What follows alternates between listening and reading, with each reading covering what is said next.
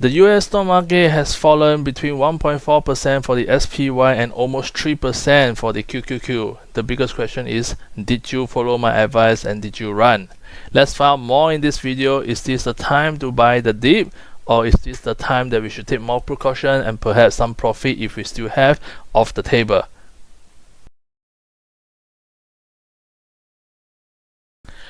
Welcome back to the Really Show on the stock market review with Tony's Investing Diary. Today we are going to look into the stock market on the falls that have happened so far in the past week. Is that only the starting, or is it time to buy the dip? Okay, rewinding a bit. Just towards the end of 2023, we were hearing about news about Fed that's going to cut the interest rate between 3 times, although the markets expect at least 5 times and more. But now, this week, the narrative has changed. People are saying that Fed's going to even hike the rates again before they are going to cut. What does this mean for all the stocks out there, for all the various portfolio holdings that we have? Let's check it out. In the past 1 week, we have seen many of the stocks have fallen, and those that have fallen the most are the technology stocks, our Magnificent Seven, leading by the Apple. They have fallen 6.4% in the past 1 week alone. In fact, it's only 4 days since Monday is actually the public holiday for the New Year Day. And not just Apple, the second that we see here, Tesla, have fallen 6.2%. Amazon has fallen 5.3%. So what does this mean for the coming year ahead? Are we going to expect a bull market like last year, or is this going to be just a starting of worse? Let's check out the stocks one by one. Okay, first off, let's start with the broader market. On SPY, the ETF that tracks the Standard Poor's 500 Index. If you remember from last week, I was saying that, hey, that is a bearish candle over there. That may actually mean that this whole bull market that has been running since October could be coming to an end. And lo and behold, on Tuesday, we started to see the stocks falling falling for almost 1% each day, until finally on Friday we have a bit of a respite there. We have a bit of gains. But is this over, or is this going to tumble even more? So let's look at the weekly chart. We see the increase in volume and also an increase in volatility. The week itself, even though it's only 4 trading days, have fallen 1.39%, slightly more than what the past 2 weeks towards the end of the year in 2023 has been trading at. We look at the RSI. We notice that RSI has actually fallen off from the overbought region. In fact, it did not really touch it after the bearish divergence that I have been saying, that this could spell the end. All right. So now we see the bearish divergence has been confirmed, and the MACD histogram has turned red. So looking at the weekly chart, I do think that now the bearish bias is much more stronger. This could be only the starting, and typically after a bearish divergence like this, we will be expecting the SPY to possibly retrace. First off, the first support area might be the 20 weeks exponential moving average, or even 40 weeks exponential moving average, followed by finally the 50-week moving average. It's a simple moving average that I'm using. Okay, I don't think it will be testing the low that we have seen in October, because then that might even trigger a bear market from 470 to fall all the way to 40 or 410. That's already 20%. So I don't think it will fall to that low, but I do think that it's only the starting of the down wave of the pullbacks of the downtrend that we are going to see here. Okay, if we look at the daily chart, although Friday there's a little bit of just 0.14% of gain, I think this is more likely the shorts that are just taking some profit off the table. I may be wrong. Okay, stock market is unpredictable. No one can predict exactly what will happen in the weeks ahead, but I won't be buying at this level right now. For those who's thinking of shorting, I hope you already shorted it on Tuesday or maybe even Wednesday, and and if you do, then congratulations, and maybe you have also followed some of them that have taken some profit off there. But right now, I think the overall, at least the intermediate trend between January to February is probably towards the downside. We might have a bit of consolidations and so on, but I think it can be it can be like up down 1 week like this, and then a little bit lesser, and then it starts to fall again. I mean, who knows? Okay, but I wouldn't be thinking about any bullish trade for SPY for now. Okay, let's look at the next one, which is the DIA that tracks the Dow Jone Index.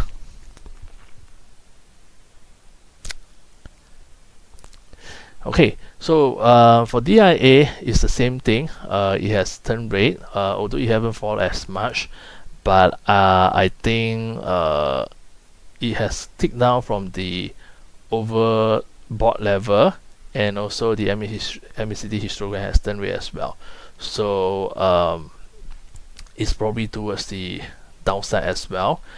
For the daily chart, we have seen that it's a little bit more stronger because it have not even, I mean, there's still a bit of distance away towards the 20-day exponential moving average. But we can see that the RSI has also been bearish, at least, I mean, bearish diverging. So you can see that it has clocked a low peak, and right now at the right edge for the MACD histogram and the MACD signal line, both are already turning down.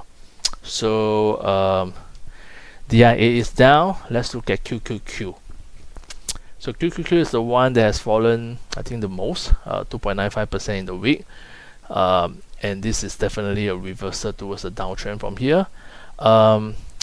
Okay, I use trend and I use wave interchangeably, but actually the trend is up if we follow the moving average. All the moving average are still pointing up, but we are in that down wave, right, that might bounce off from one of these moving average. However, right now it's down wave, so I would prefer to buy anything if I want to when it's both an uptrend as well as an up wave, like something like this, okay, to catch maybe somewhere the up wave over here. If we look at the RSI, it's the same thing after the bearish divergence in RSI, and also after the bearish divergence in the MACD histogram as well as the MACD and the signal line, and right now it's already turned red on the right edge. So I would say that overall for the coming, we probably have a bit more of a bearish start of the year for January and even February. We might have a bit of I don't know, it might go a bit consolidating, but I think overall it should be on the downside. So I will be very cautious if I'm going to take any buy or bullish trade here. I probably have a bit more downside bias from here, at least until when I see something that perhaps a bounce from off towards the upside again from one of the moving average. But that will also mean that it's at least 380 or 365 that QQQ has to fall to before I will start to turn bullish. On the daily charts, well, it has already comes down to RSI has already comes below 50. So MACD histogram is still red. We might have a few days of ups and gains. It could bounce off from here, just like what we have seen here, that kangaroo jump going up from here and then bounce off the 20 days moving average, and now is at the 40 days moving average. So will this be a bounce up to the up wave? Possibly, and we need to see more on the coming days. Next off will be IWN that tracks the Russell 2000. So IWN, wow, okay, sorry, I take my words back. This one falls the most. It has fallen 3.5% more than the QQQ. So remember the last week video I spoke about IWN has been in this rectangle consolidation, this range bound. If we look at it, okay, let me draw a rectangle here.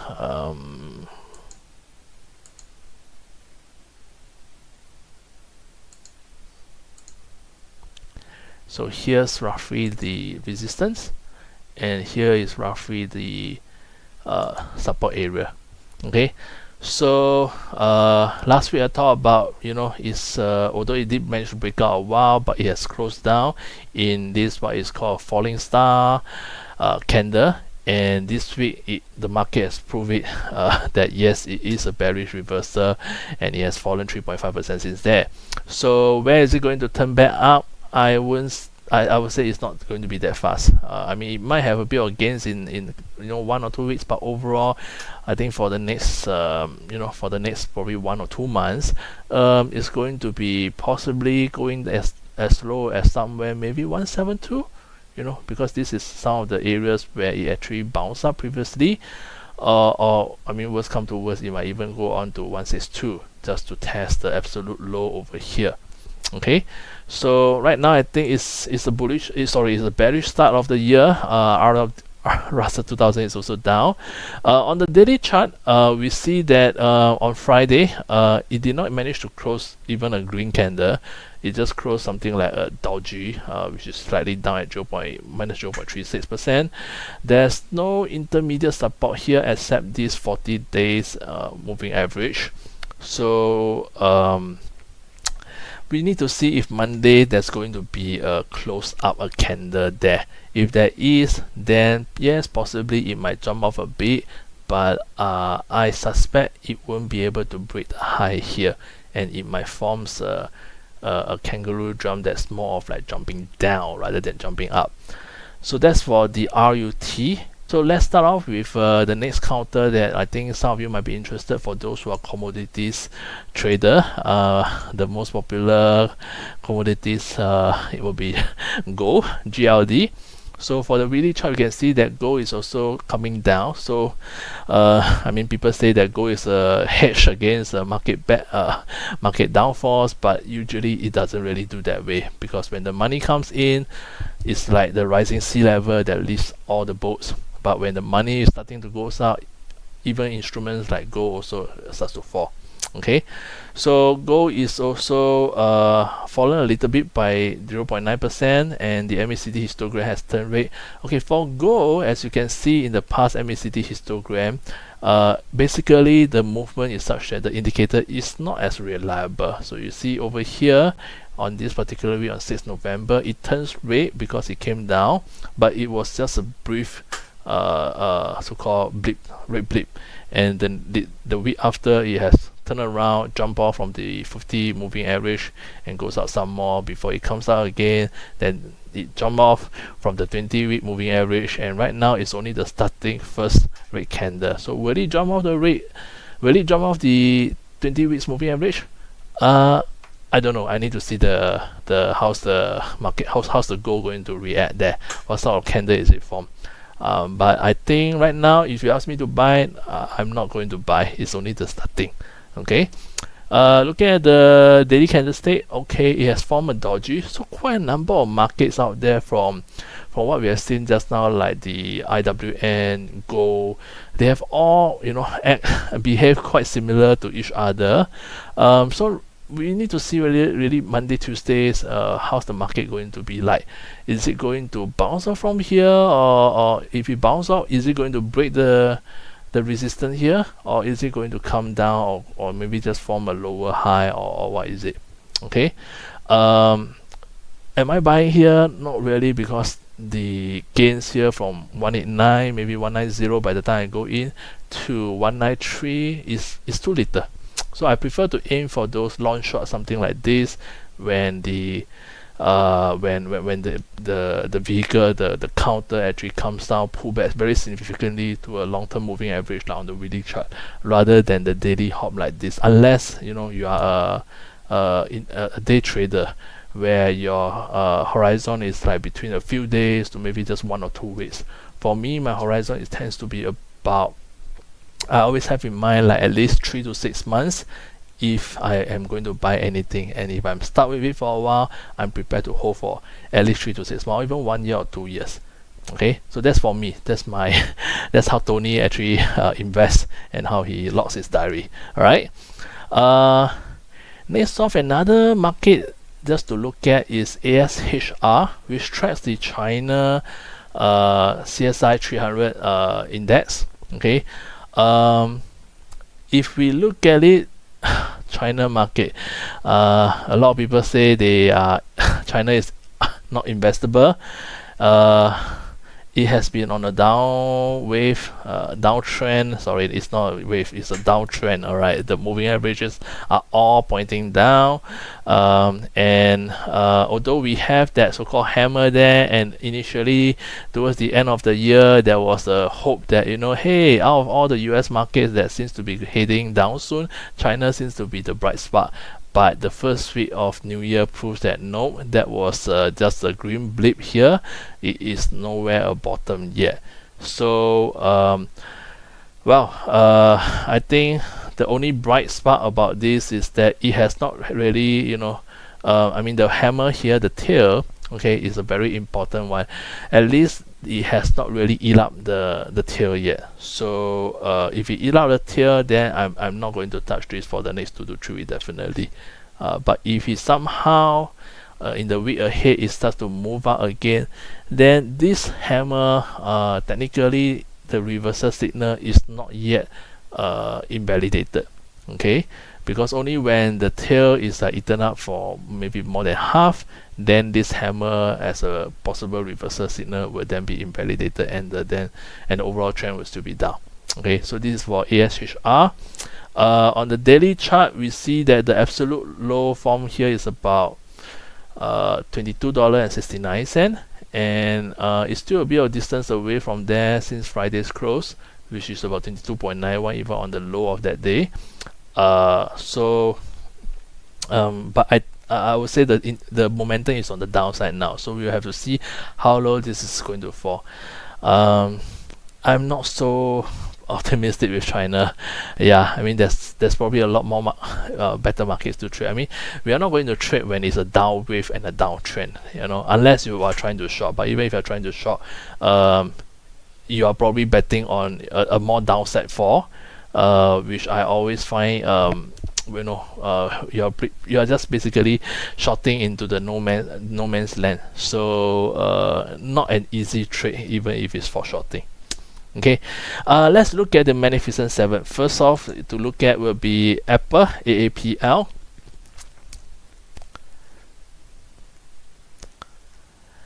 Okay, pardon the loading. I think IBKR is also on a semi-off day or something on the weekends. It's loading a little bit slower. Anyway, for AAPL, if we look at the weekly chart, it has fallen off almost 6%. All right, I think this is one of the two that has fallen off most among the Magnificent Seven. So right now it has actually fallen to somewhere. It has already fallen through the 20 weeks moving average. If you look at the previous bounce off, it's actually close to this 50 weeks moving average. So I think the first immediate support will be somewhere around 176 along this 50-week moving average.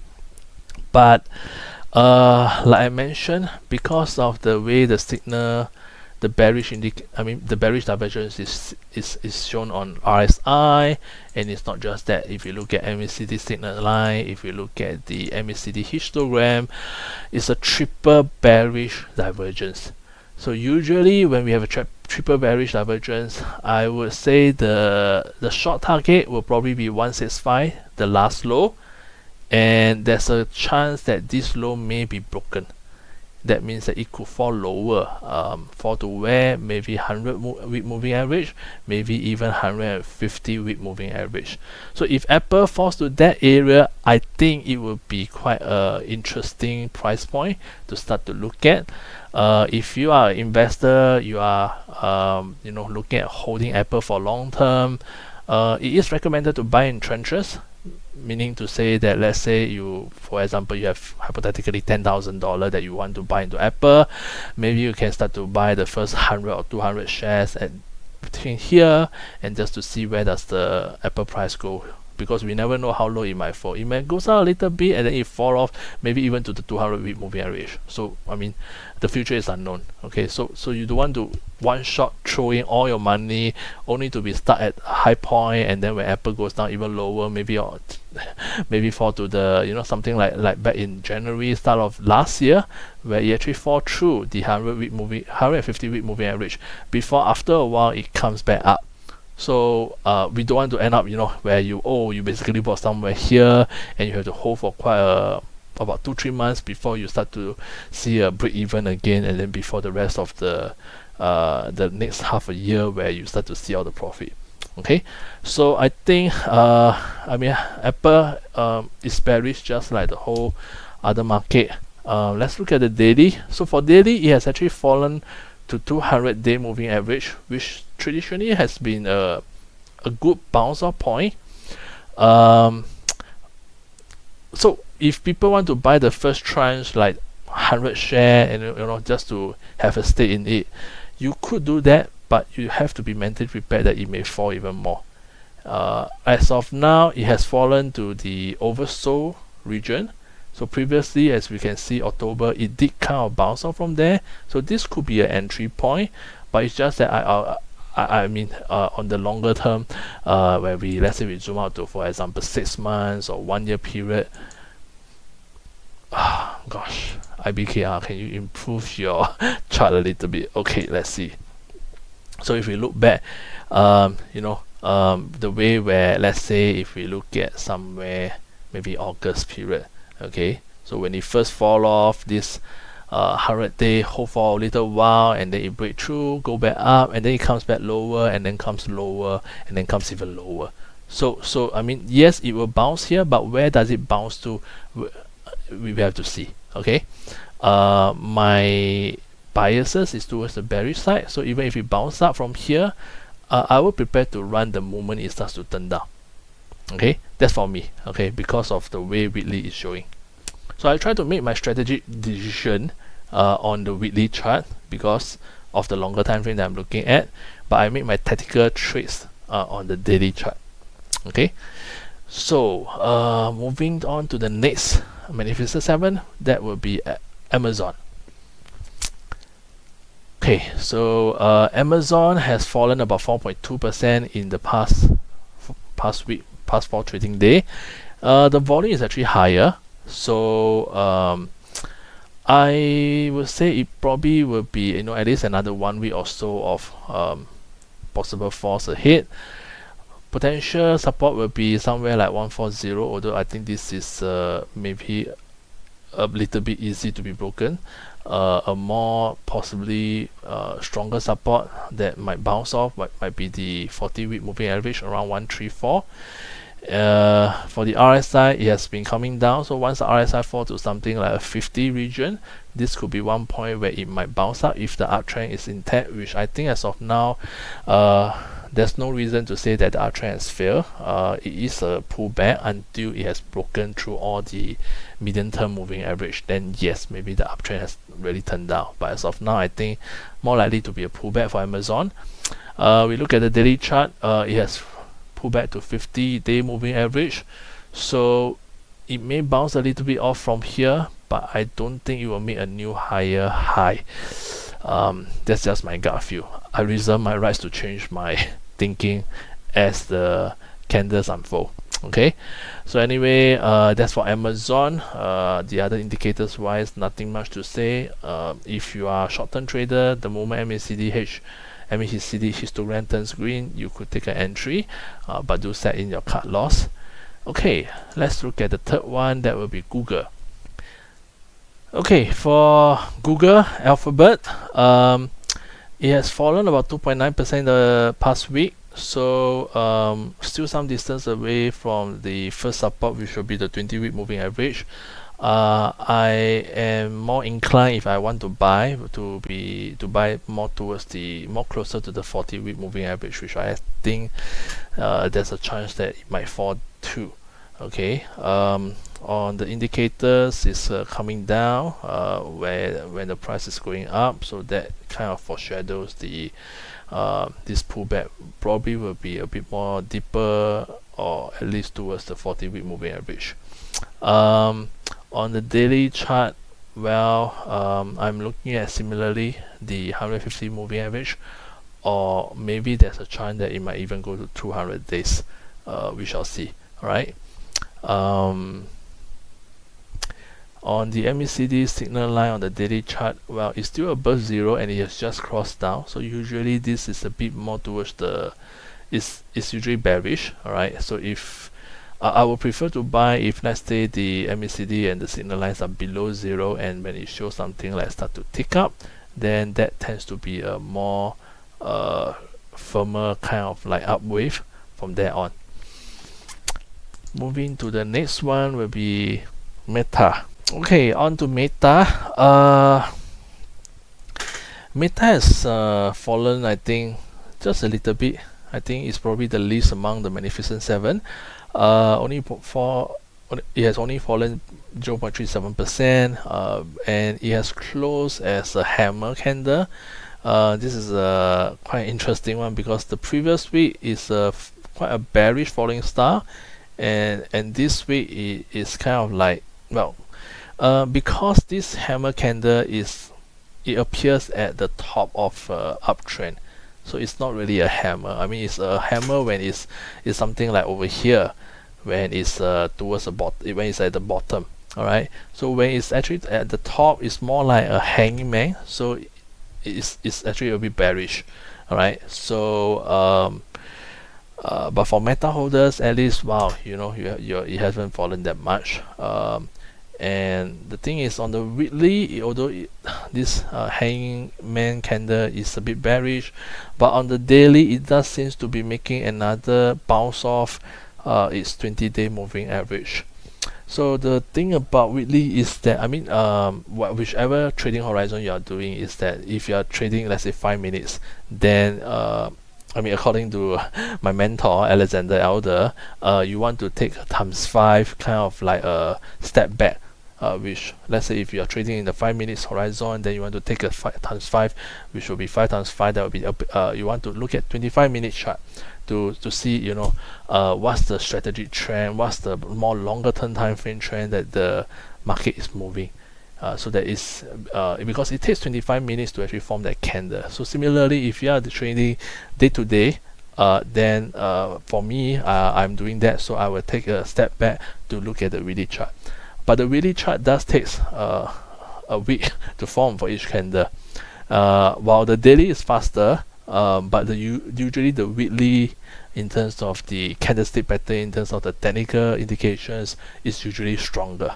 Okay, so if this is the first time you're looking at, you know, a trader like me who shares about my technical analysis, but if you are a bit confused of why two charts, like switching between weekly and daily, that's the reason why. Okay, so on the weekly time frame, I would more of a buyer stance, but on the daily time frame, I am aware that a possible bounce off is taking place. I won't be buying either, because even if it goes down, yes, it might actually goes off maybe 360 or even 370 before it come back down. But I would prefer a pullback that is that gives more possible profit margin. You know, let's say something like this, where it falls off to 50-day moving average. Then from here, which is about 319, the next jump, then you know you have a more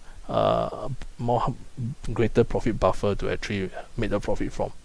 Okay, so so on the daily, it looks bullish. MACD histogram has turned green. If you are a trader, well, by all means, do put in a cut loss below. But if you are a longer term investors, the greatest gain of Meta has already happened. Okay, so from moving here onwards is possibly back to the no man's land. And it depends on the business performance of Meta moving forward. Right, let's look at the fifth of the Magnificent Seven, going by alphabetical order. That will be Microsoft. Okay, so so for the Microsoft weekly charts, fallen about 2.2% in the past week. It's a little bit like a kingdom that's in the crowd.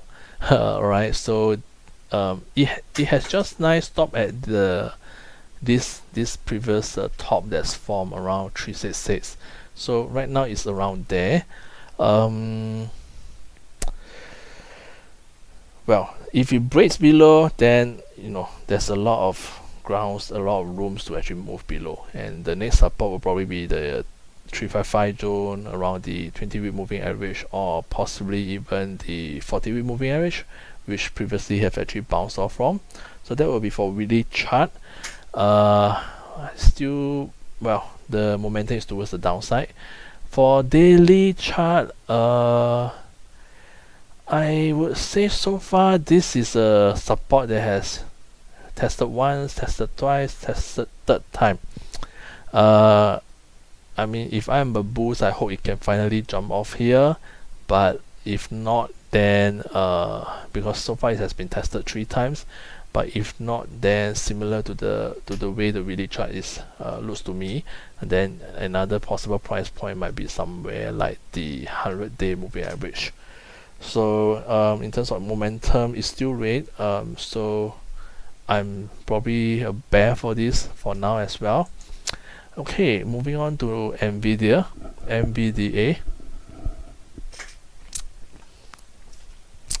Okay, for Nvdia, wow, Nvdia compared with the Magnificent 7, it has risen. I mean, it has risen so much from 117 to like, I think it's like 3x, 4x. All right, and right now, it's kind of like trying to break through this resistance. I mean, on the weekly chart, once, twice, third time, and some might even say that this is a bit like a cup and handle formation. So the thing about cup and handle formation is that you need to break the resistance for this cup and handle to be confirmed a bullish setup. So right now, I think the most recent week is a hanging man again. It has not really come down because it went back close to where it started. So if it's going to break above, then Nvidia might be a new. It will definitely goes to new all-time high. But if it doesn't break that, then this cut and handle setup may not be valid, and it might just fall from there to possibly the 20-week moving average before the next one will be 40-week moving average. Momentum wise, I think for Nvidia, there's quite a number of red blips where basically it's invalid, because after red it turns back green, after red it turns back green. So I will be a bit careful. Right now it's the second time it has turned red again. Will it come down? Maybe, because I don't know, because here there's turn red, turn green once, twice, and then it still comes down further before finally this time is the absolute bottom here. So all indicators, I mean, there's time that they will work, there's time that they will fail. So take it with a pinch of salt. You do have to make a overall judgment based on the whole of the information that you're receiving.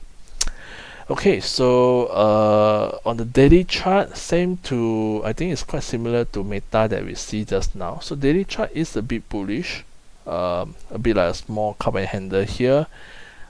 Well, if it breaks 500, then yes, good. I mean, the bulls are winning. But if it doesn't, then we'll have to see. But daily chart, it is a bit more bullish because of the higher lows that has been forming so far. But just that the high has not broken a new high yet. It's still same high. So that will be for Nvidia. And lastly, Tesla.